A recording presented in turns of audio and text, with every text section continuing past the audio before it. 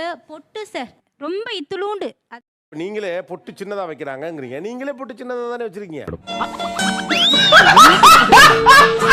4 மணிக்கெல்லாம் நான் எந்திரிப்பேன் சார். உங்களை 4 மணிக்கு எழுந்திருக்க சொன்னது யாரு?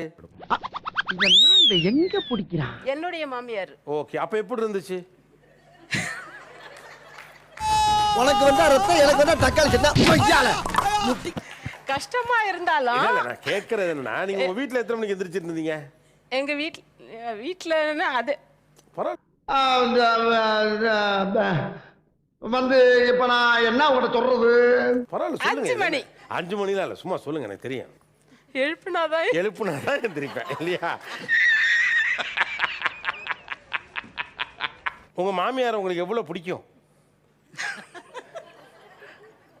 கேக்குறதுக்கு பதில் சொல்லு. ஒன்னு புரிஞ்சுக்கணும். இப்ப நீங்க 4 மணிக்கு எந்திரிச்சீங்கல்ல, அது பக்தி கிடையாது.